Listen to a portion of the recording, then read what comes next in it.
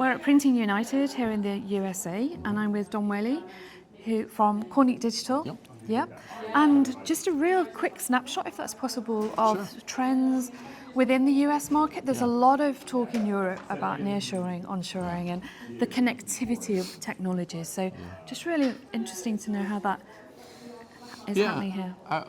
We're seeing the same, right? Yeah. I think, I know that there's a lot of scars from the pandemic around supply chain challenges. Add to that, there's a lot of concern, if you read the news here in the States, about recession every other month. There will be, there won't be, which is creating concern about finished goods inventory in the States, because if the economy slows, then that inventory will cause a problem. Secondly, the stability within China now, right? You've got economic instability, I wouldn't say political instability, but certainly some pressure on the legacy regime, which is causing concern about factory capabilities, capacity, et cetera, et cetera. So all of that combined, legacy hangover from COVID, current economic instability across the continents, right? Global, creating a lot of concern about how do I shorten my supply line to de-risk, but also to maintain and grow my business, right? So we're seeing a lot of interest in LATAM now. We had a good year so far this year. We had a good year last year, and it only showed signs of increasing with domestic manufacturers in LATAM standing up operations that are digitally based to be more nimble to supply the North American market. Right? So those existing supply lines are I would say, are broadening and deepening.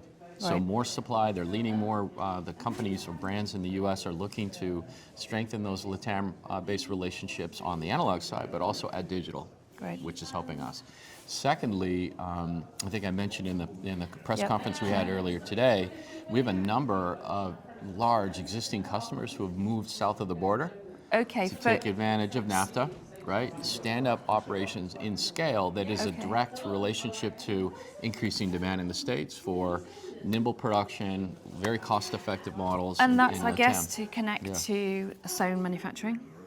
Yeah. Big time, big time. So I think it's all about how everybody's seeking, we'll call it a more nimble, de-risked model that allows you to capitalize and capture on a hyper-accelerated market where everything's moving so fast. How do I address that challenge while also address the challenge of how do I make sure that I'm not making the wrong bet to create all kind of finished goods inventory I can't sell? So it's all about that connectivity and also the strengthening those historic relationships with your partners across the entire value chain, really. Yeah, and we're seeing, it's interesting, I think Ronan mentioned earlier, we're seeing it's the supply side, I think, is leaning in, looking for more creative ways to help their clients, but equally important, the brands and the retailers are starting to ask and push.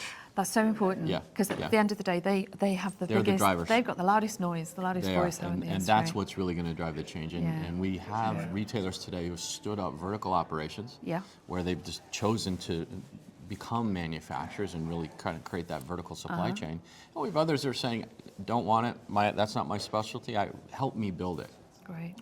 Yeah. Fantastic insights. Just a short snippet today. Excellent. We should do a podcast or something in the future Anytime. and really dive deep into this. Would love to. I'm super passionate about it. Yeah, me too. Great. Me too.